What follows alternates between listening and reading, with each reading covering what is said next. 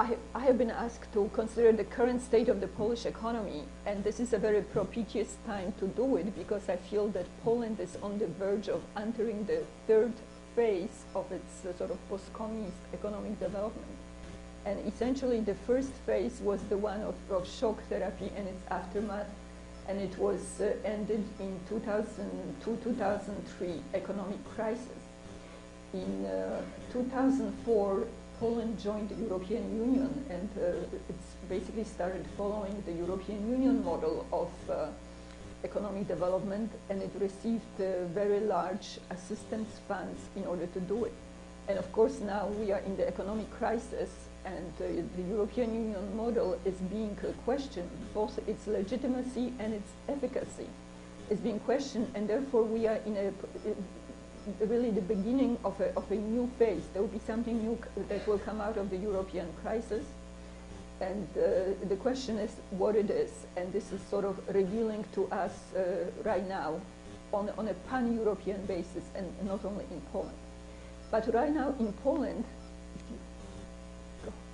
it is, the startling thing is that there is sort of a dual nature of Polish economy right now.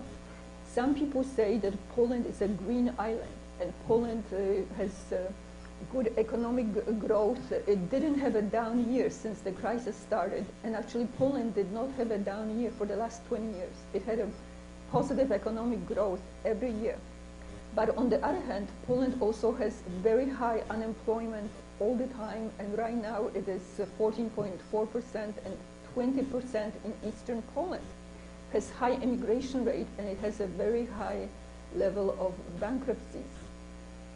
So I think in order to analyze a Polish economy, it is important to divide it into different segments and sort of examine each segment separately. And I just put down, so I want to say that the basic segments are like Poland is right now only 4% of agriculture, 16% of manufacturing, 14% of non-manufacturing industry, and 66% of services. So essentially this old heavy industry state that Poland was under communism has been virtually completely destroyed. I mean, more than half of the old state-owned company have been destroyed during the shock therapy period. And now most Poles work in services. But I feel that the more important factor in Poland right now is it's a division into foreign and domestic economy. So now we have foreign investment. So the chief strategy of Poland that is really most effort is being put into is the attraction of foreign investment.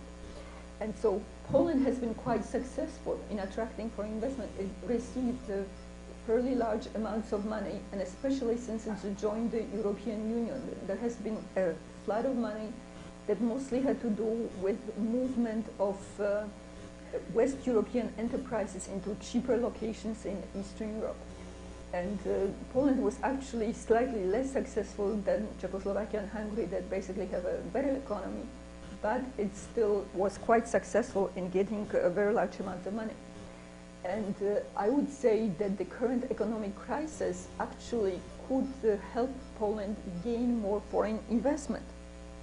Because first of all, because of the crisis, the Western companies are seeking cheaper locations and cheaper suppliers. So they are even moving to Poland even more. And then Western consumers are also seeking cheaper products because they are under economic pressure. Then we have another trend that Poland is trying to take advantage of, and this is basically what is called nearshoring. I mean, for a long time we had offshoring, we had investments abroad seeking cheaper locations, and was very often in China and in India. But right now there is sort of a reassessment of that strategy of Western transnational corporations. And what happens is they feel that it is no longer worth it for them. That first of all, the transportation costs are very high right now.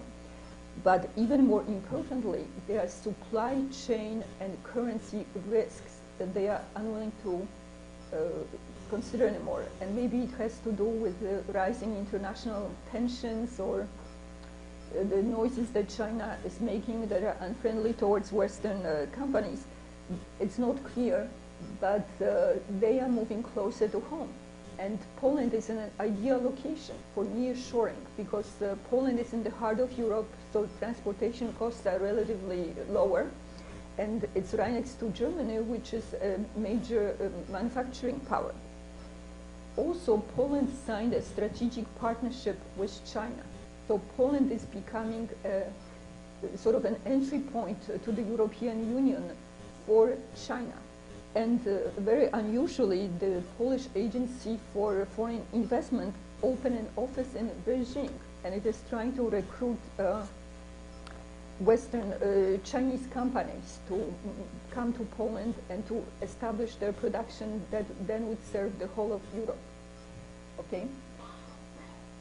And this is Poland FDI inward stock. So if you notice, in 1990, Poland only had $109 million of inward FDI stock. In year 2000, it was $34 billion. But in 2011, it was almost $198 billion. So that is quite a lot of money. And I have to say that when there were discussions at the World Bank about Poland in like 1990, they were saying, oh, Poland will receive $50 billion worth of investment and it will be modernized. And now we have $200 billion worth of investment and you can hardly see it really. It's still a long way to go. So right now there are 23,000 foreign-owned companies in Poland and they employ 1.5 million people, which is 10% of the workforce. And the biggest investors are Netherlands, Germany, France, and Luxembourg. And from what I understand, that under Netherlands and also to some extent Luxembourg, there are many, many European divisions of American companies that are in this category. So you could actually say that it is the American companies that dominate foreign investment in Poland. And again, if you look at the sectors, the biggest sector was in manufacturing.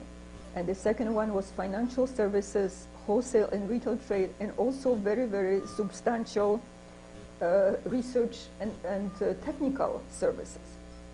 So the sectors that the foreign investors invested in are such as like domestic appliances, electronics, food and beverages, and furniture. Like for example, furniture is a great success. 90% of production is exported. And Poland is the fourth biggest producer of furniture in the world. And it's worth like $10 billion and it's growing by 10% every year. Okay. So the foreign investors not only invest in particular companies, but they also invest in these clusters. And Michael Porter, the professor at Harvard Business School who wrote a very famous book, Competitive Strategy, he first essentially defined the clusters as geographical concentrations of economic activities, such as manufacturers, suppliers, services companies, trading, research, etc. And essentially, they all support and help each other develop. There are synergies among all these different organizations that make them much more effective than single companies. So Poland has a very, very famous automobile cluster, and it's actually not only to Poland, in Poland, but it's spread throughout Eastern Europe. Because here at the bottom we have that this is one cluster that is dominated by Germany.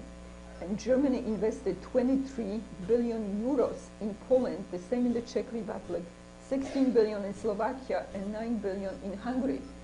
So essentially, this is a huge cluster that powers the German export machine. The Germans are extremely competent in producing cars. They sell them all over the world. And they get all these companies throughout Eastern Europe to help them and to be suppliers. And they also do research with Polish polytechnics. So it's extremely successful, and essentially it also stabilizes Polish economy because they always, even when there is a crisis and this actually goes down, there's still a significant production there.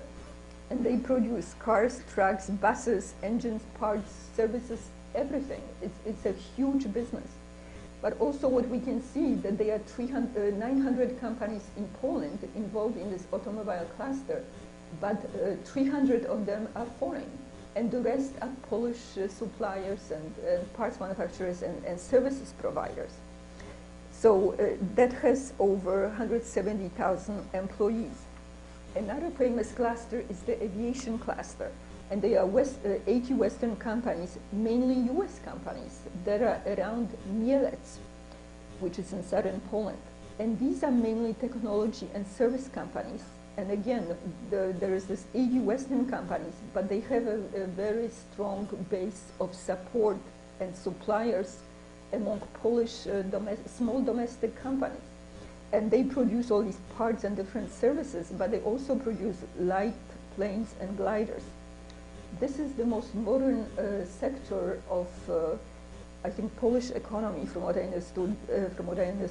They have research projects with 10 polytechnics. They are devising new materials, diagnostic information technologies. They operate their own technical schools to train operators for electronic tools to work. And it is such a great success that there is a pent-up demand. They cannot build new zones to put in these aviation factories in. There's a line of companies that want to invest in this cluster. So new trends in foreign investment. Yeah. So essentially, until now, it was the manufacturing companies that completely dominated really the sort of foreign investment. But since like 2011, there are new trends that manufacturing is no longer dominant. So Poland received over $15 billion of foreign investment in 2011, and now we have financial services are dominant, and scientific and technical work and construction. So it is completely different. So essentially, they are moving in new directions. So for example, like right now, the most dynamic new sector is the business services sector. And this involves accounting, software development, customer service, procurement, documentation management. Poland has 337 business service centers, of which 111, over 1/3, are owned by US companies. And essentially, they do all the back office work for these companies. These are big, well-known transnational corporations. They provide these services in 34 different languages, some of them very exotic. But of course, English is most common. I wanted to say, I will later talk about special economic zones, that essentially they have the same rights as the manufacturing companies in terms of where they invest. So they are not mainly located in cities, but very often they are involved in special zones for investment. So this is very dynamic. It's growing 20% a year, and even though it's very new, it has already over 100,000 employees. In 2012, Kraków was chosen as the 11th most attractive location for business services in the world. Another very dynamic sector is biotechnology. And Poland is 5th in the world for foreign biotechnology investments. And this is like the fastest growing sector in Poland. And the Polish government is recruiting companies very actively in this sector.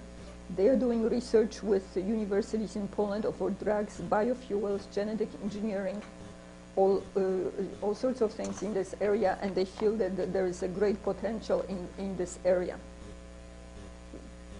So majority of foreign investors in Poland locate in these special economic zones. Special economic zones are separate units of administration, and they are especially set up in order to service investors on preferential terms. Originally, there were 14 special economic zones since 1990s, and they were set up especially in areas of high unemployment in the Polish provinces.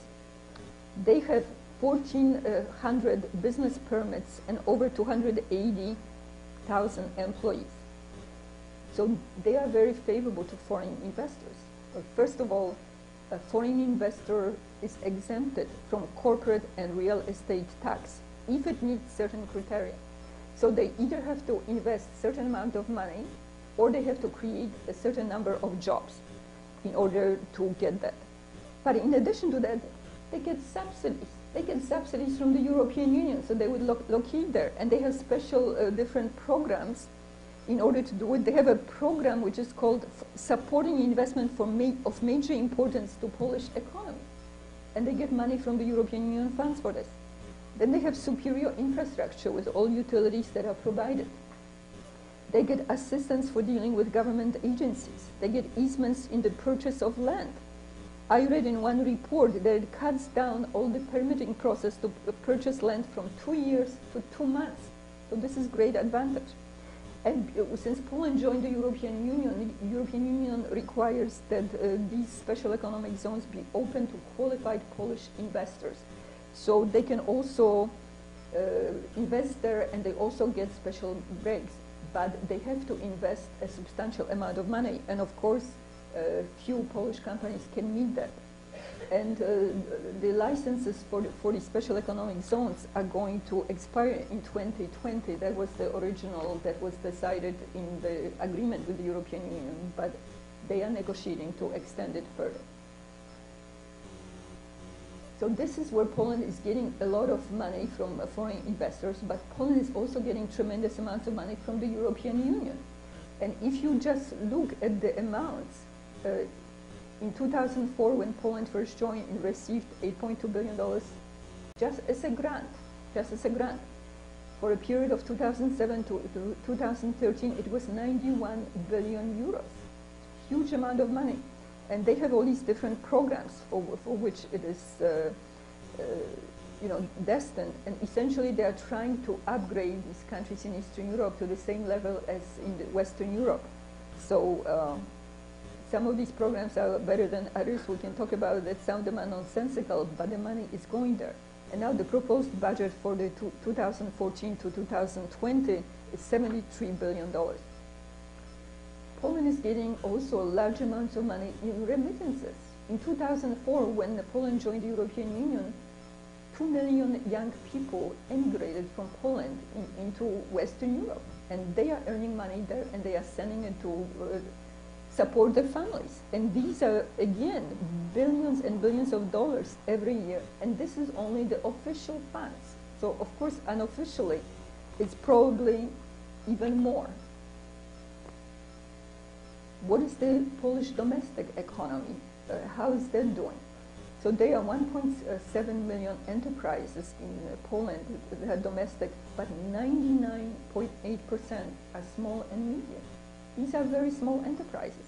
And we notice in the service sector it's 45%, trade is 30%, and manufacturing it's only 10%. Then the large firms is very different, but the large firms are only 0.2% of the whole Polish economy, and 53% of them are engaged in manufacturing and 28% in services. The quality of Polish firms is quite low. Only 3.4% are exporters. And actually, when you compare the productivity of Polish firms to average of West European firms, it is 4 times less productive. But when you juxtapose their productivity as opposed to their pay, Poland is #1 in the European Union. Polish companies are 16% better than the next position, because they are paid so little. So in relation to pay, the Polish employees are very productive. Only 52% of Polish population is economically active, and 20%, which is very large for the European Union, are self-employed.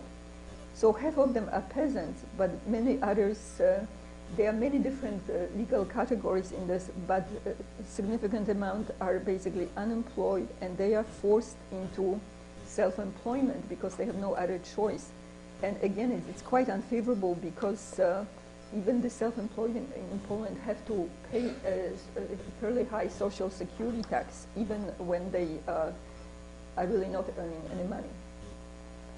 So basically, I wanted to ask, what is the operational investment environment in which all these companies operate? So again, quoting Michael Porter, the professor at Harvard Business School, he says that the performance of firms is a combination of the corporate strategy and the business environment in which they operate. So essentially, the business environment is extremely important. And this environment is so important that it is being rated by numerous organizations, international and domestic. And there are different criteria that are being imposed so everybody could see where they stand in terms of their business environment. So I'm going to basically examine different indexes of business environment, not only in terms of the general position that Poland holds there, but I'm looking exactly at the different subcategories of it in order to see where Poland is strong and where it is weak. So when we start with the World Bank doing business report, this has an important limitation that essentially it considers the best case scenario. They are looking at a medium-sized enterprise at the biggest business location in Poland, which is basically Warsaw. So they are looking at a pretty good, fairly good-sized company dealing with Warsaw. And this is the grades that they give Poland. So Poland is 55th out of 185. It's at the bottom of the European Union, just above Bulgaria, Romania, and now Greece. But when you look at these different subcategories, like here we have getting credit, resolving insolvency, trading, enforcing contracts, protecting investors, I took these subcategories and essentially I divided them into 3 different groups, and it's sort of the good, bad, and the ugly. So if we look, let's say, at getting credit, Poland has score 4, which is excellent. I mean, it is so much better than the average score of 55. I don't know how true, it might be true for this medium-sized company in Warsaw, but in other indexes, when we look at it, investors are complaining that it's very hard to get credit. So I'm not sure how true it is. We have resolving insolvency. And again, Poland had so many companies go bankrupt that they are very good at resolving insolvency. So this is good. Then we have 3 categories: trading, enforcing, and protecting, where the scores are basically in line with Poland's general rating at the bottom of the European Union. But when we look at the 4 other categories, such as starting a business, it's 124, but it's much, much worse than 55. And this is, again, they are only talking about starting a business. They're talking about high number of procedures, long delays, large expense. They are not talking about running a business, which basically involves a lot of licenses, fees, permits, and all sorts of other things. So it's sort of not getting at the most important part of it. They're just talking about starting a business. Getting electricity, 137. Well, this is like at the bottom of the world. Poland, it takes 186 days to get electricity for your business and costs 208% of per capita income. So this is very bad. I'll start paying taxes, 114. So again, one thing I wanted to point out is that essentially it is mainly the domestic investors that are dealing with this, because the foreign investors are not paying taxes, they are in the special economic zones. Construction permit, 161 out of 185. I mean, Poland is a country that has a housing shortage, that has the worst roads in the world virtually, and you cannot, get a building permit essentially. So it just tells you that there is something going on. They say here that it requires 29 procedures and 301 days. And it's not only that, but recently there was a big debacle with the road building where there was a study done by the Leviathan employer corporations where they examined this debacle with building roads. And essentially what they decided was that there are public contracts given for building roads. And what they do is that they are not verified for financial credibility, or essentially for financial credibility of the investors, or whether the price is realistic. So, and then they have a rule that they have to accept the lowest price. So they accept the lowest price from the investors that have no credibility. And of course, the talk is that they will, that these are the cronies of the government, and they essentially take all this money and they don't pay their subcontractors who are actually doing the work. We are going into global competitiveness index. Poland is again 41 out of 144, the bottom of the European Union. We have 3 different categories. Basic requirements, where Poland is much worse than the average. Efficiency enhancers, where it's quite better. But when we look at these basic requirements, the first one of them is the institutions. And then Poland gets the score of 55, which is worse than what they got. But this goes, go next one. Yes, so these are the categories under institutions. Burden of government regulation, 131 out of 144. This is on par with some of the most repressive countries in the world. This is the burden of government regulation on the Polish businesses, because the foreign businesses are mostly in special economic zone. You look at the efficiency of the legal framework, 111. Efficiency of legal framework in challenging government regulations, 103. Transparency, 104. Government services. Wastefulness of government spending, public trust in politicians.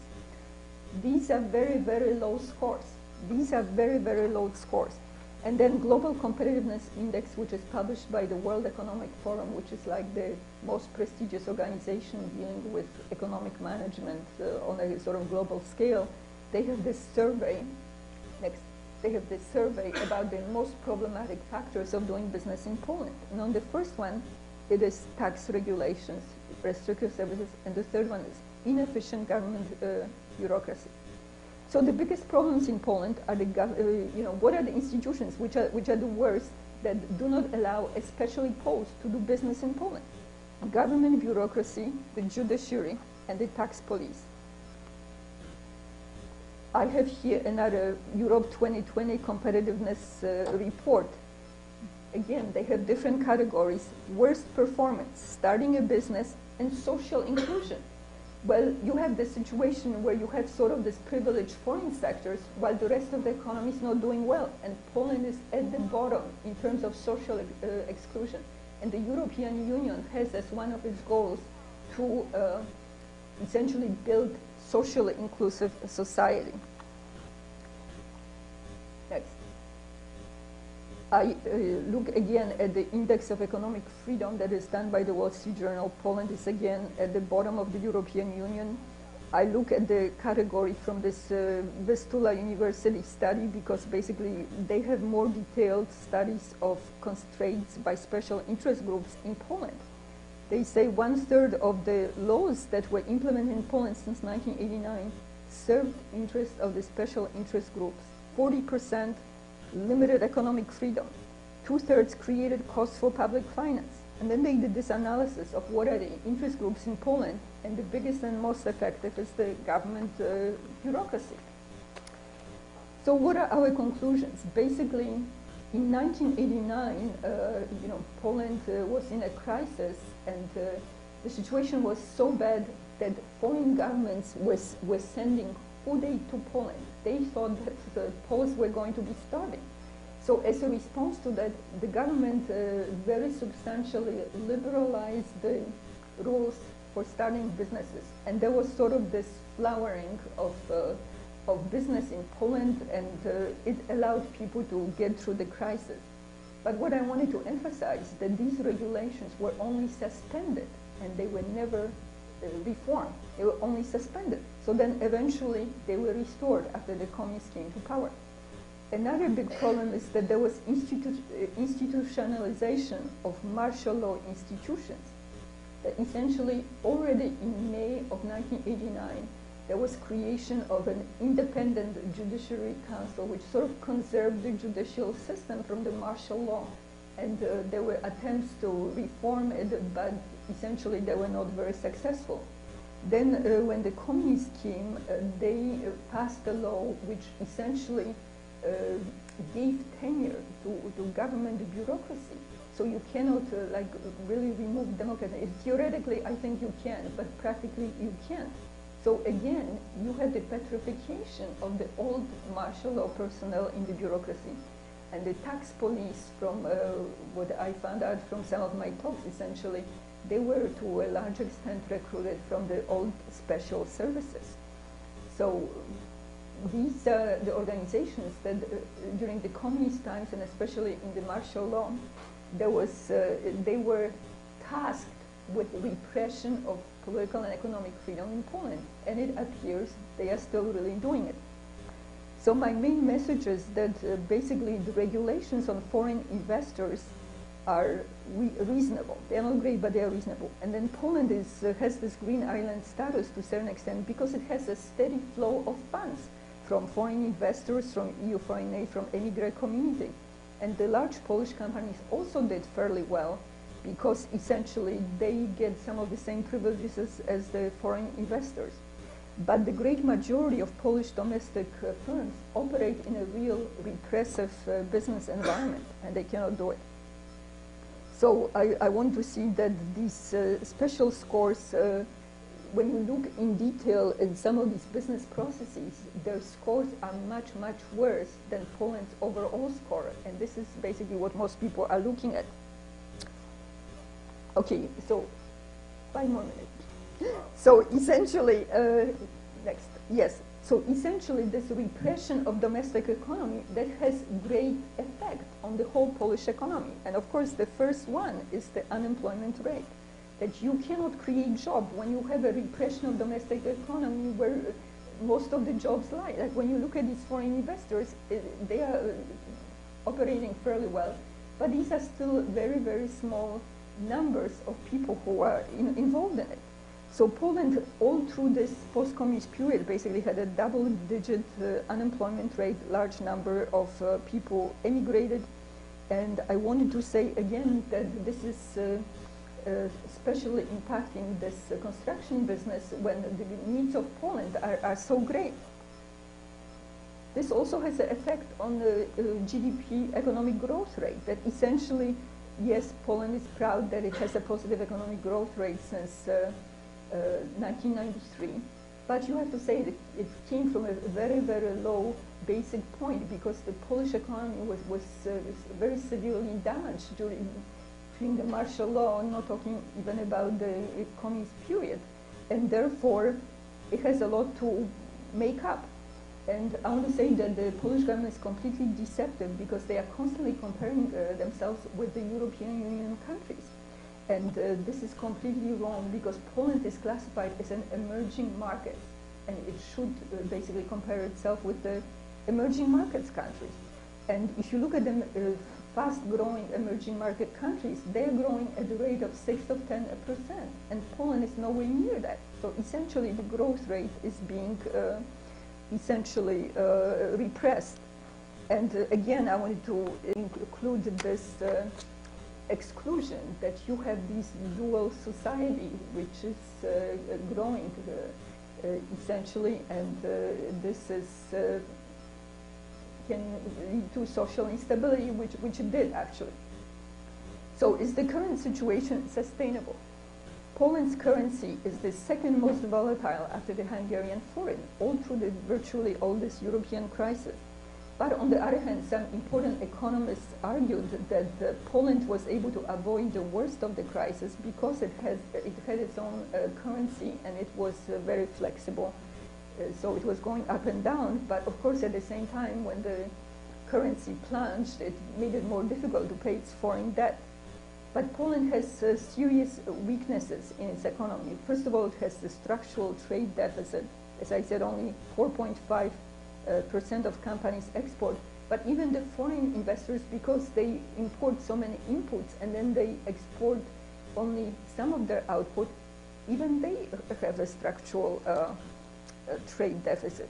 Then it has a budget deficit, minus 5.5% last year, while the European Union requires 3%. These are very large amounts of money. Global Competitiveness Index gives Poland a mark of 72, which is one of the worst overall scores for Poland for the macroeconomic ranking. But the credit rating for Poland is 35, which is very good. So what is it? Essentially, there is an investor confidence right now that Poland is able to pay its debts. But if there is a new wave of economic crisis, if some other major country in Europe goes bankrupt and there will be you know, the sort of loss of confidence, Poland will be the first country affected, and essentially that will cause you know, unforeseen circumstances for Poland. Poland will be the first victim of any turbulence. I just wanted to show you the foreign debt of Poland as it is right now. It is growing exponentially. It is growing exponentially. Poland right now owes $320 billion in foreign debt. Poland went bankrupt in 1980s because it had $20 billion of foreign debt, and then because of the penalties and interest, it became $40 billion around 1990. And then it was forgiven. It was half of it virtually, I think, was forgiven. So Poland in 1993 had like a $20 billion debt. Now it has $320 billion. So I just wanted to say sort of my recommendations to the end, for the end. So essentially we see that the sort of the foreign sector is impressive but small. But the most important goal for Poland is basically to remove this regulatory muzzle over the domestic economy in Poland. It is really a repressive domestic environment. So because, of course, there were efforts for reform in Poland in this area, but they were not very successful. They reformed a little bit, but it is nowhere what is necessary. I listed here some measures essentially from the US experience, that when we look in the United States, you have a limit on government workers, the pay scale is made public, you have a right of dismissal. Even in Western Europe, even in Sweden, you have a right of dismissal of bureaucrats, and you don't have it in Poland for wrongdoing. So in Poland, they are talking now about imposing fines on the Polish government. Who cares if the Polish government pays the fine? You must have a threat of dismissal. I'm talking about, of course, decreasing the number of regulations, but also what I have done here is using international standards, because when people in Poland complain that this regulation is bad or something, the government completely disregards it. I think that people must show that here are these international standards, these are comparisons with other countries, and Poland has very, very low scores in this area, and this is what should be used to force the Polish government into greater compliance.